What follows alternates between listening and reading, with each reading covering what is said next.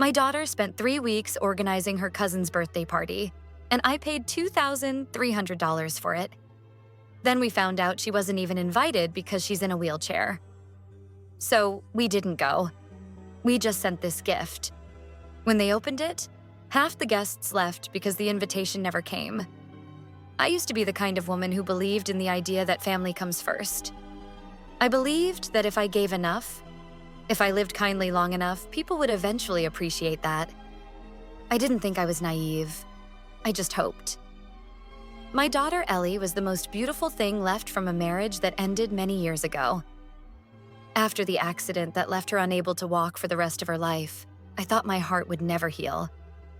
But Ellie was stronger than I had imagined, and through her, I learned how to live again. Ellie loves beauty. She never demands, never complains. Every morning, she wheels herself to the door, picks out her own clothes, does her own hair, then turns to smile at me as if to say that I don't have to worry, that she's okay today. That's why, when she offered to help prepare Brandon's birthday party, my nephew, my sister's son, I didn't stop her. On the contrary, I felt grateful that Ellie was happy enough to want to be part of it. For 3 weeks straight, every evening after school, Ellie sat in the corner of the kitchen table, carefully cutting, folding, matching colors, designing name tags, organizing games, and searching for theme ideas. I watched her work, my heart full of both love and pride. Sometimes I forgot she was only 12 years old. I transferred over $2,000 to my sister to cover all the expenses. I didn't calculate. That's how our relationship had always been. I was the helper, the one who showed up, the one who carried the weight. She was always the one being helped, until that night. Ellie was folding white napkins, her hands skillfully shaping them into tiny triangles to place on the party table. I got a call from my sister. The conversation lasted less than a minute, but it was enough to collapse everything I had been trying so hard to hold together. When I hung up, Ellie was still sitting still. Her hands froze mid-motion. Her eyes never left the table. She didn't cry. She didn't ask. She didn't blame. She just went silent. A kind of silence that made it hard for me to breathe. I didn't say anything either. Not because I didn't want to, but because I was afraid that if I opened my mouth, I wouldn't be able to hold myself together. The kitchen was quiet at that moment. Only the sound of the dishwasher and a few silly tunes playing from the Bluetooth speaker Ellie used to turn on while finding inspiration for her decorations. I looked down at the table. The napkins were folded neatly, lined up carefully in rows. They looked like tiny white flags. I didn't know what hurt more. The feeling of being betrayed by my own sister, or the helplessness of watching my daughter be hurt and not being able to do anything except stand there and witness it. That night, Ellie didn't leave her room. I didn't call her. I knew she needed space. And I sat alone in the kitchen. In front of me were the half-folded napkins, and beside them was the list of expenses I had paid. I opened the Excel file where I kept track of everything like a habit, like a way to protect myself. $800 for the venue deposit, $300 for the magician, nearly $500 for decorations, name tags, and the welcome board, $200 for snacks and party favors, $550 for the cotton candy cart, balloons, invitations, and extras. A total of $2,350, not including all the late-night errands to get the supplies Ellie needed, the evenings spent helping her design the welcome sign, the days I drove her around to choose the perfect colors, ribbons, paper. She wanted everything to be just right. And after all that, they left her out. No apology. No explanation. I stared at the numbers, feeling as if I had paid and worked to build a party that ended up hurting my daughter. And I had stayed quiet while it happened. That was the moment I made my decision. We wouldn't go. No one in my household would attend that party. Not Ellie, not her brother, not me. But we would send a gift. The next morning, I made tea and sat down beside Ellie at breakfast. I didn't dance around it. I said we weren't going. Ellie nodded. She wasn't surprised. just quiet, eyes still on her bowl of cereal. I added that we would send a gift. That's when she looked up. Her eyes were curious, but there was still caution behind them. I just smiled. We'll send a gift they'll never forget. For the first time in days, Ellie smiled softly. From that moment on, everything changed in our house. The heaviness was gone, replaced by a quiet focus. We didn't need many words, we just began planning. Not for revenge, but to tell the truth. A truth that would walk into that party inside a large box, wrapped in white paper and tied with a deep forest green ribbon. A gift that wouldn't explode, wouldn't make noise, but would silence a room. Ellie didn't ask anything more. She trusted me, and that trust made me even more certain I couldn't fall apart. I called the vendors I had booked, the magician, the cotton candy cart, the decorators. I told them the location had changed. I asked if they could go to a new address. They agreed. Of course they did. I had already paid from my own account. Then I called a few parents I knew who also had kids who had been left out of gatherings like this. Not many, just a handful I trusted. The ones who had asked about Ellie not out of politeness, but because they genuinely cared. They went quiet when they heard the truth. A few got teary. A few asked what they could bring. That afternoon, we had a different party. Same day, different place. Still the decorations Ellie had chosen, but this time no one was left behind. Later that day, while everyone was getting ready for the official party Ellie wasn't invited to, in the backyard of my home, tables were neatly arranged under the trees, balloons tied along the fence, the cotton candy cart placed by the wooden deck. The magician in a red coat was adjusting his first act. Ellie wore the green dress she had picked out a week earlier, a golden headband in her hair. Nothing fancy, but she looked radiant in a way that made me both happy and a little heartbroken. None of us mentioned the other party, but we all knew it was happening. And we all knew. The moment would come when the gift would be opened.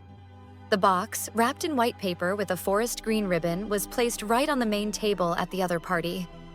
It stood out. Intentionally so. No one could overlook it.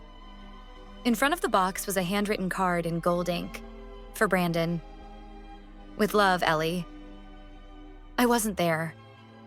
But one of the mothers I had called the day before told me what happened. At first, no one suspected anything. They thought it was a late gift. Or maybe a gesture of peace. Perhaps they believed Ellie still wanted to be part of it. Still wanted to be, as people like to say, the bigger person. I didn't blame them.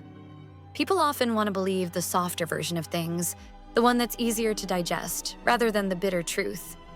What they didn't know was that inside the box, there were no toys, no clothes, nothing except a fully charged tablet, and a single play button. The video began with Ellie sitting at the kitchen table, carefully tying ribbons around small jars of candy. Her hands moved swiftly, her face focused. Then her voice came through. Gentle, clear, without a trace of bitterness. My name is Ellie. I helped prepare this party. I chose the colors. I folded the napkins. I tied every ribbon, because I wanted everything to be perfect for my cousin. The video cut to her holding the name sign she had drawn with marker pens, smiling.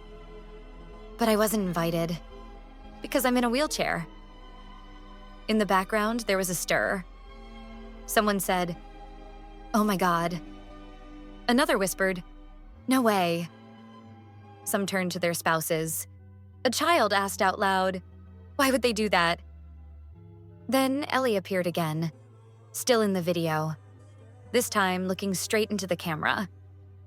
I don't want to cause trouble. I just want to tell the truth. Because if this happened to me, maybe it has happened to someone else too. And because I believe every child deserves to be included.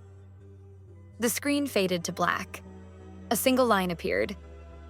If you agree, come to the other party. The address is on the back of the card. Silence stretched for almost half a minute. No one moved. No one laughed. Then one person stood up. A young mother took her child's hand and quietly left without a word. then another family, then a small group. Slowly, the crowd began to thin out, as if someone had started peeling away the layers of pretense that covered a party built on balloons and pretty invitations. Meanwhile, in my backyard, laughter echoed. Not loud, but real. The magician was performing a card trick. The kids were giggling uncontrollably. Ellie sat by the lemonade table holding a cup, her lips still dusted with cotton candy. I looked at her, and for the first time in weeks, I saw peace on her face. Not because people had left the other party, but because she had stood up, not to reclaim a seat in a room, but to affirm that her presence mattered. That evening, my phone wouldn't stop buzzing. Messages, missed calls, emails. Names I hadn't heard from in years suddenly reappeared. I didn't respond, not out of fear, but because I was too familiar with those kinds of reactions. When the truth comes out, people often don't know who to be angry at first, the one who caused the harm, or the one who dared to name it. Around midnight, I received an email from my sister. The subject line was short. "We need to talk." I didn't open it. I didn't need to. I could guess what was inside. Probably the same lines I had heard before. "You overreacted. You embarrassed the family. This was a private matter." I had heard enough. Meanwhile, Ellie was fast asleep on the sofa, still hugging the old teddy bear she used to carry with her to hospital stays. Watching her sleep, I didn't feel guilty. I only felt certain that what we had done was right. But the story didn't end there. The next morning, a mutual friend sent me a screenshot from Facebook. My sister had started posting cryptic messages. Things like, "Sometimes kindness gets twisted into manipulation," or "You shouldn't always trust what's shown on a screen." I wasn't surprised. She had always been good at playing the victim. Then the rumors started that Ellie had actually been invited and we were just being dramatic. That the video was scripted by me. Someone claimed I had edited Ellie's voice. Others said she was going through a rebellious phase and using the wheelchair as a sympathy card. I couldn't believe what I was reading, but deep down, I had known it would happen. When you step out of silence, the world will always try to pull you back in. One afternoon, Ellie came home looking exhausted. I knew something was wrong, but I waited for her to speak. She dropped her backpack, slumped into a chair, and said quietly, her voice hoarse, "Brandon told everyone I faked being excluded from the party. That you hacked Aunt's email to delete the invitation." I didn't feel angry. Not right away. I just felt cold. I asked Ellie if she believed any of it. She shook her head, but in her eyes I saw something break. Not trust, hope. She had believed that when you told the truth, things would change. What she didn't know was that sometimes the people you think will stand by you are the ones who go silent first. I didn't reach out first, but the call still came. It was my sister. That morning, I was folding laundry when my phone rang. I was going to ignore it, but Ellie stepped out of her room and quietly looked at me. I knew she needed to see that I wasn't hiding. I picked up, didn't put it on speaker, and simply said, "Hello." Her voice came through, both angry and hurt. She said I had blown everything out of proportion, that the whole family was talking about it, that I had made Brandon the target on his own birthday. She said her son had cried, hadn't left his room in 2 days, that he was being teased by classmates for hating disabled kids, that he was just 12 and didn't understand the whole situation. She asked why I hadn't handled it privately, why I had made everyone feel ashamed. I stayed quiet for a few seconds, not because I had nothing to say, but because I was choosing my words carefully. Then I replied with a single sentence, calm and plain, but probably the most honest thing I had ever said to her. "Because this isn't the first time." The line went silent. I continued. I told her this wasn't the first time Ellie had been left out of a photo because her wheelchair didn't fit the frame. Not the first time she had been excluded from an outdoor event because the ground wasn't flat enough. Not the first time we had heard excuses like accident, oversight, or I forgot. but it was the first time Ellie had said she was okay, and I knew she was lying. And I couldn't let it happen again. She cut me off, her voice sharper, louder. "You're tearing this family apart." I wasn't angry. I just found it sadly amusing. I replied, this time with a tired smile. Not bitter, not harsh. "Number this family did that when it chose silence. I'm just the one who dared to name it." I didn't wait for a response. I hung up. When I turned around, Ellie had already sat down beside me. She didn't ask what I had said. I didn't tell her. But I knew she had heard the most important part, that I wasn't silent anymore. That evening, dinner went on as usual. Ellie's younger brother talked about his day at school, about 2 classmates asking for the address of the other party. One of them had never even spoken to Ellie before. She just listened, said nothing. But when she passed by me to refill her glass, she paused for a moment and said softly, "I think I'm feeling better now." The days that followed passed in silence. Not the heavy silence from the weeks before, but a lighter one, as if everything we had gone through had finally found a place to rest. I no longer received messages from my sister, nor did I see any more vague posts on social media. Maybe someone had told her to stay quiet. Or maybe, for the first time, she realized that not everyone would keep playing the role of cleaning up after someone else's indifference. Ellie never brought up the past again. But I saw that she had changed. Not in a sudden way, but in a steadier one, a new kind of strength in the way she wheeled herself through doorways. A new confidence in her eyes whenever someone asked about the party. One late afternoon, while the 2 of us were folding laundry in our room, Ellie picked up the silver paper wristband the kids had been given at the backyard party. On it were the bold words, "Everyone is welcome." She didn't say anything. She just stuck it on the mirror in her room. I watched quietly without interrupting.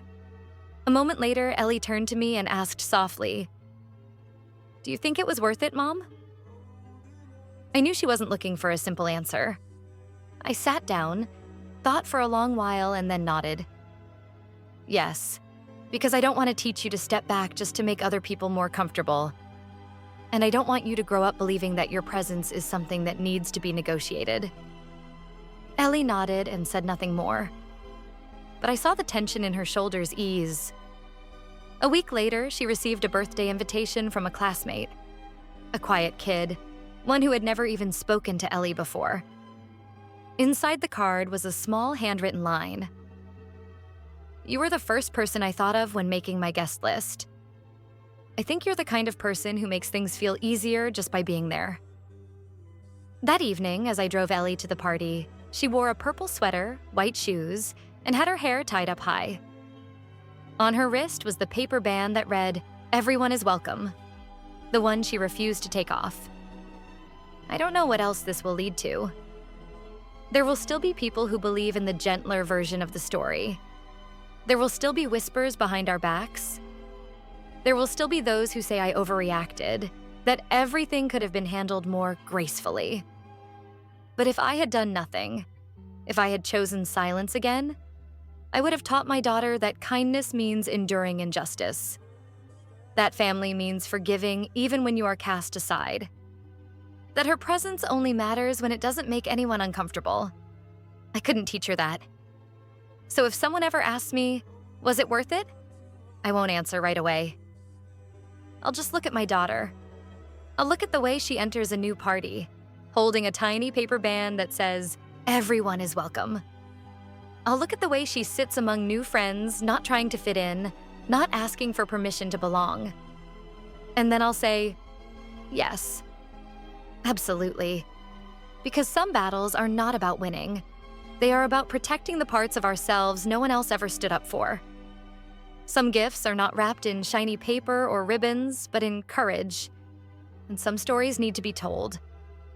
Not to decide who is right or wrong, but so that someone, somewhere, no longer feels like the only one. If you have ever felt like you were pushed to the sidelines, if you ever learned to stay quiet just to avoid making others uncomfortable, if you've ever been hurt and still smiled like it didn't matter, then remember you are not alone. and your story deserves to be heard.